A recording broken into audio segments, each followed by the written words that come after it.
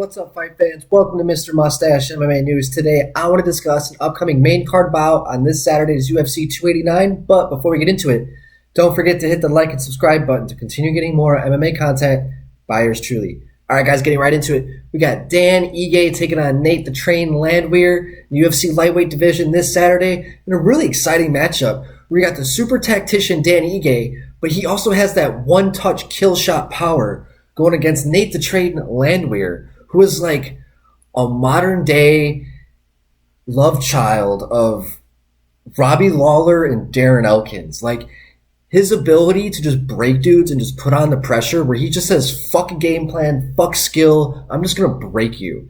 Now, it has gone to his detriment a couple times where he had the KO loss by knees to Herbert Burns and also Julian Erosa, where he fights these elite strikers, he tends to leave himself very open, but he doesn't really seem to be very concerned about that. He likes to go out there, put on great performances, break dudes, get finishes. He is a real-life barbarian. Like, watching Nate fight is truly something else. That fight that he had against Austin Lingo, where he was taking some shots early on, it wasn't looking good for him. He was just getting peppered up, but Austin couldn't finish him. And you could see it on Austin's face. He was like, fuck, I can't put this guy away. What am I going to do? Nate was right there in his face the entire time. Like, if you don't put this guy out, he's going to be in your face the whole time trying to break you.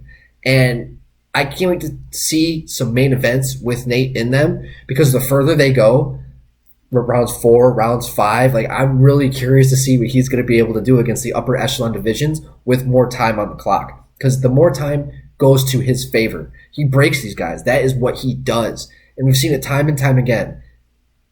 Yeah, he has some submission skills. His last 2 wins by finish were by submission, anaconda choke, and rear naked choke. So no matter what, he'll like to get out there with the hands. He'll go out there with submissions, but also he'll grind out a fucking decision. He's got 7 wins by decision, where I'm sure he's made these guys pay each and every time. Guys don't look the same after they fight Nate Landwehr. But going against a guy like Dan Ige, who is super elite.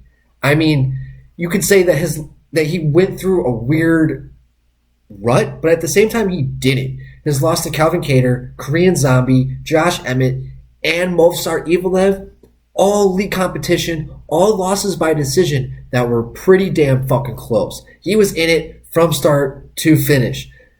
His 2 wins, his most recent wins, were against Damon Jackson and Gavin Tucker, where in those fights he put those guys to sleep. He made them pay. He put on unforgiving damage.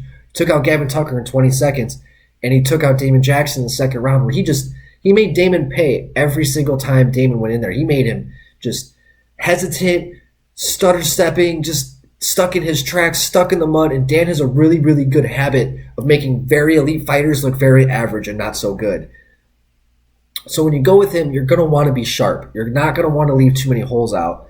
And that's where Dan can find a lot of success in a guy against like Nate Landwehr, where Nate is going to leave himself open. Nate is going to take 1 or 2 shots, maybe even 3 shots, to land those 1 or 2 devastating shots on you. He's willing to take the damage, but that might go to his detriment against a guy like Dan Ige, where Dan, 50K Ige, he's got the one-shot power, and he showed it against Damon Jackson, showed it against Gavin Tucker. He had the victory over super striker Edson Barbosa.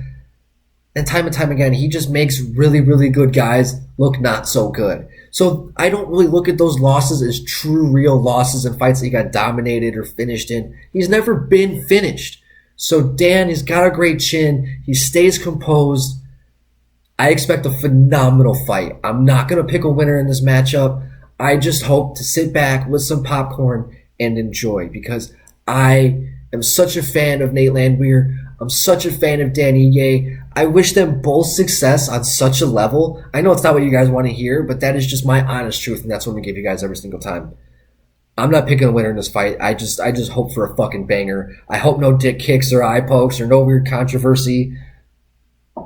Knock on wood. I just hope for a great fight.